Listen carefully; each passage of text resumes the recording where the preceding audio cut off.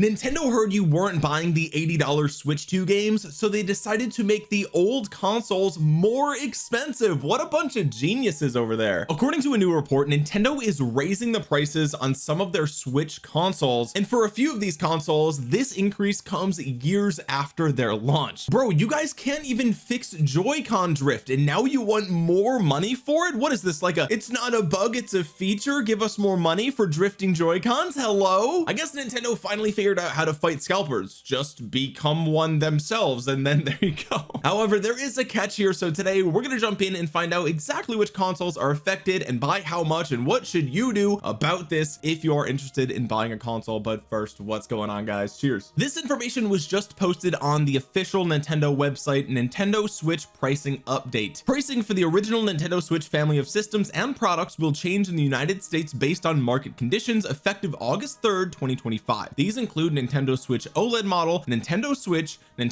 Lite, and select Nintendo Switch accessories. Other Nintendo products, including certain Nintendo Switch 2 accessories, select Amiibo, and the Nintendo Sound Clock Alarmo will also see adjustments. Pricing for the Nintendo Switch 2 system, physical and digital Nintendo Switch and Nintendo Switch 2 games, as well as Nintendo Switch Online memberships, will remain unchanged at this time. Huge 3 words right there, at this time. However, please note that price adjustments may be necessary in the future. That they're literally telling you right here in plain English, the Switch 2 price is going to go up at some point if market conditions do not change. The thing that's interesting though is that they actually don't announce what the increase in price actually is here. They don't come out and say, oh, here's what the new Switch is going to cost, here's what the OLED's going to cost, etc. So we have to dig a little bit deeper here. But guys, this is a brand new YouTube channel. Dropping a thumbs up really helps out a ton. Thank you guys. All right, the Switch 2 price is staying the same, but store listings show a $30 to $50 price hike for the original Switch consoles. Now, The Verge does report that Nintendo hasn't confirmed what the new prices are, but updated listings on Target's website, pointed out by Wario64, show a $40 price increase for the original Switch, putting it at $340. The site lists the Switch OLED getting $50 more expensive at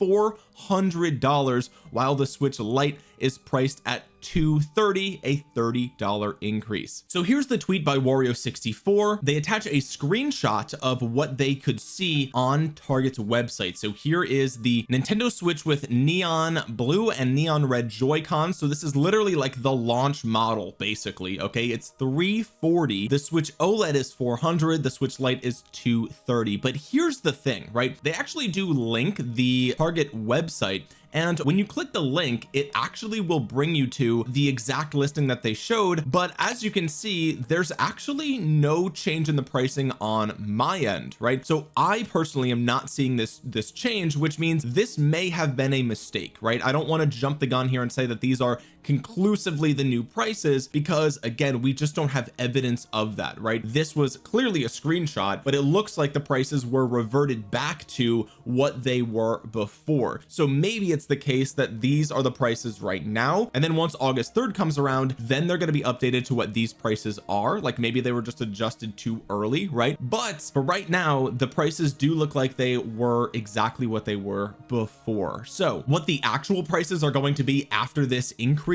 I'm not exactly sure, but this does give us a general good look at what they could be. Now, The Verge goes on to say that a previously announced price hike for the Switch 1 systems in Canada just took effect today, bumping the original Switch and Switch Lite prices by $20 Canadian to $420, blaze it, and to $280 respectively. The Switch 1 OLED went up by $40 Canadian to $420 again, blaze it. Okay, so the original Switch is $420 and the Switch 1 OLED is $420 as well. That doesn't make any sense at all. The announcement says that they're also raising the price of certain accessories and other things like Alarmo. Did anyone buy Alarmo besides like beat 'em ups? Did anybody actually buy Alarmo? I'm so confused. I forgot that was even a thing. But here's the part that nobody's ready to talk about, right? And I don't know when we're going to be able to talk about this, right? I don't know who's going to be ready to talk about it, right? Because people are just kind of playing hot potato with blame here, right? The move comes just after President Donald Trump signed an executive order that will bombard more countries with tariffs.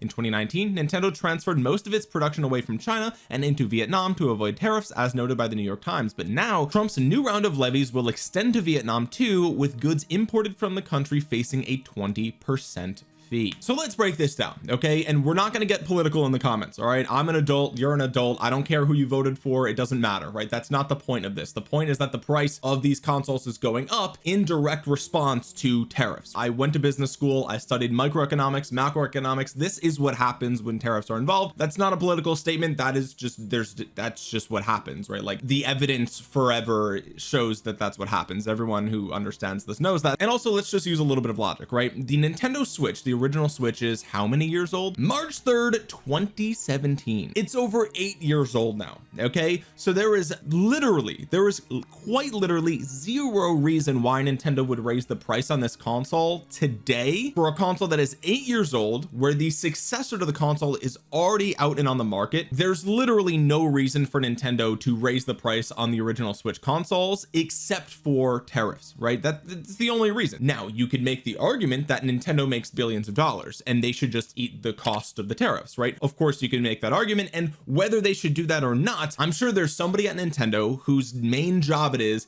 to run a cost benefit analysis on this specific situation and look and say, okay, should we eat the cost here? If we do eat the cost, like where do we draw the line, right? Like, do we eat the cost for everything or maybe only some things? Like, there are people whose literal entire job it is, there's a team at Nintendo whose job it is to do these things, right? And so whether or not it's worth it for Nintendo to eat these prices or not is being determined by people much smarter than you or I, right? And so Nintendo knows that by raising these prices they're going to get backlash, of course, right? That's the knee-jerk reaction. Nobody is really, I mean, people, I've said this in the past, right? But normal people are going to work today, they have a 9 to 5, they're not paying attention to this, they don't really care. All they know is that the price of Nintendo consoles is going up. Wow, what greedy scumbags, right? And to an extent I think that's a valid opinion, right? It's valid. Like they are a multi-billion-dollar company, they could probably afford to eat the cost of $40 per Switch console, right? They probably can, but again, I'm not in charge here, I have no idea. But what is clearly a cause and effect relationship here is the tariffs went up for Vietnam and Japan,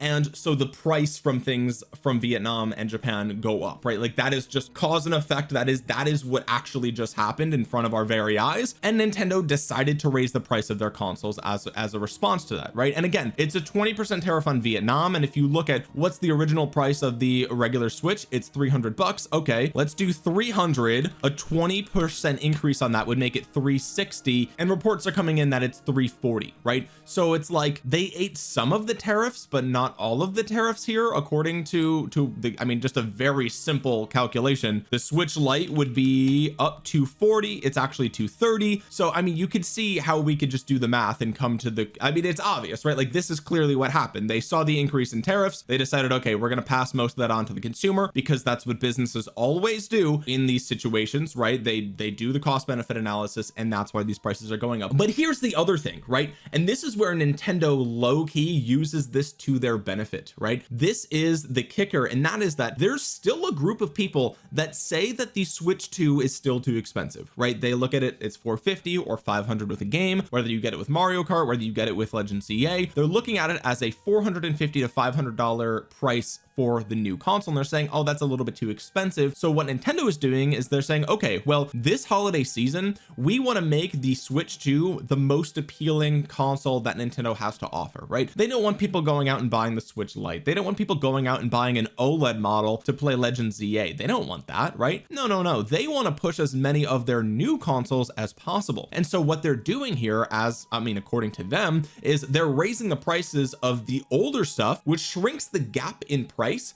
between the older Switches and the Switch 2, right? And so by leaving the Switch 2 the same price and raising the prices for the older stuff, by the time Black Friday comes around, people are going to be standing in Target and they're going to be thinking like, wow, okay, do I really want to spend $400 on the older OLED, or do I just spend the $450 on the brand new one, right? And I think for most consumers the choice is going to be obvious, they're going to go for the Switch 2. It's going to be a no-brainer, it's a much better console. Even if you prefer the OLED, that's the only advantage the OLED OLED has, is the quality of the smaller screen is nicer. Everything else about the OLED is inferior to the Switch 2, right? And so almost all the consumers are going to look at that and be like, okay, well, it's a $50 difference, I'm just going to get the Switch 2. It's going to last much longer, it's going to be future proof, right? Like there's going to be more games coming out that aren't going to be on the original Switch, but they will be on the Switch 2, and that's going to be the play, right? So I think this is what Nintendo was thinking here, right? They're looking at this and they're saying, okay, well, you know, people are already complaining about the price of the Switch 2, so we probably shouldn't raise the price for that yet. It's a very, you know, we're at a very critical, fragile point in the Switch 2's life cycle where they don't want this to kill the momentum of the Switch 2, because by the way, the Switch 2 is still selling incredibly well. Recent sales data came out of Japan. I think last week they sold about like 90,000 Switch 2 models, something like that. So the Switch 2 is still selling incredibly well despite all of the online backlash, right? I mean, we've covered all the controversies here on the channel, and despite that, the Switch is still outselling the Switch 1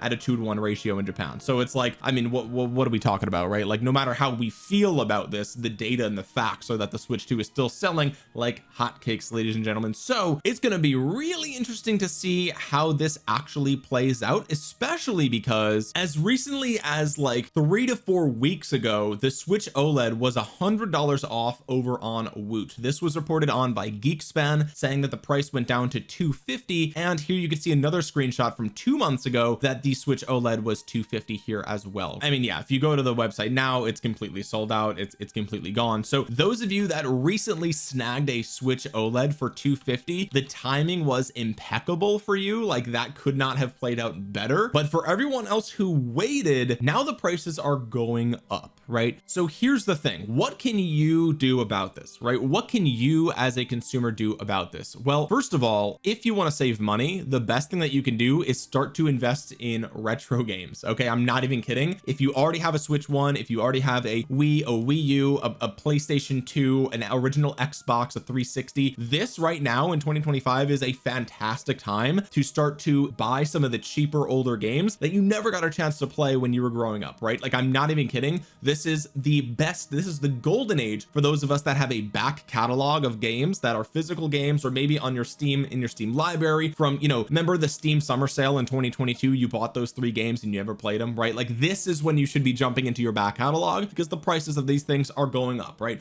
And who knows, maybe this is temporary, maybe this will change. You know, the global economy has been in flux for the last 8 months, okay? So this might not be permanent, this might not be forever. So right now would be a good time to just hold off and be like, look, I've got plenty of great games to play, I'm gonna just do that, and I'm just gonna wait for all this to blow over. The second thing that you can do as a consumer is, if you want the latest greatest Nintendo stuff, and I'm gonna be honest, guys, I know you're gonna hate this, answer. I'm gonna be honest with you, okay? Because I know right now it's so easy to hate Nintendo, but here's the thing, if you are a customer who wants to play the new Switch 2 stuff and you like first party Nintendo stuff, my second choice, okay, after your back catalog, start there, right? You've already spent the money on it, might as well. After that, this is a great time to buy the Switch 2. I'm not even kidding. Like I know that it feels like you're rewarding Nintendo for their behavior, but the reality is the probability of the Switch 2 going up in price is really high. Now it might not happen in 2025, it might happen in 2026 after the first, you know, the first year of the console's life, then they raise the price to respond to tariffs if they're still a thing, right? But I'm just saying, like the probability that the price of the Switch 2 goes down is 0. The console will not go down in price. You can tweet all you want, it's not going below 450, okay? There's no chance it goes below 450 in the next, I would say, 2 to 3 years. It's just not going to happen, right? But the chance that the price goes up in the next 6 to 12 months is really high, okay? And I'm not saying this to like scare you. I don't make any money from saying this. I don't have an affiliate link. I don't work for Nintendo. I honestly don't care what you do with your money. Like it's your money, spend it responsibly, right? Like we're talking about video games. Like this is purely a luxury item, okay? Like let me just be clear, spend your money on your bills, your family, food, like experiences,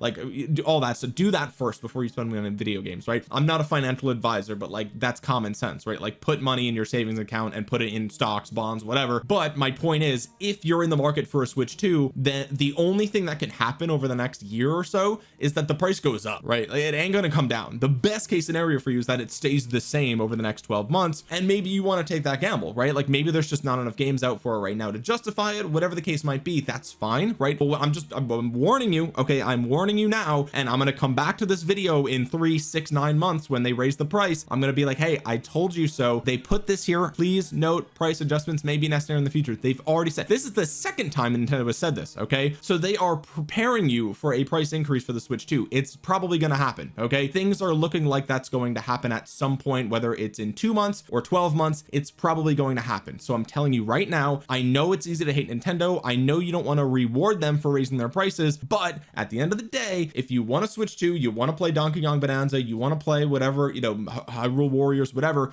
then you could pay $500 for the Mario Kart bundle today or $550 for it in 6 months. The choice is yours, right? It's kind of a gamble. So that's kind of my thoughts and opinions on all of this, right? It's clear why they raised the prices. Do they need to raise the prices? Probably not, right? But I mean, hey, I just don't know where they would draw the line otherwise, right? And again, like everyone who studied economics saw this coming like 9 months ago, right? Everyone reported on it. Everyone, like, again, the fact that this is surprising people is actually hilarious. So look, do I wish Nintendo didn't do this? Yes. Do I think they need to do this? No. Is it kind of scummy? I mean, it's business. It's business as usual, right? This is not, Nintendo is not exempt from standard business practices, right? And you're going to see this happening more and more and more. I'm interested to see how other companies are going to respond to this as well. And maybe, who knows, maybe if the backlash is high enough, people are going to lose their minds and Nintendo will revert this. But here's the other thing, right? Everyone's already got a Switch. Everyone and their mother has a Switch. Everyone has,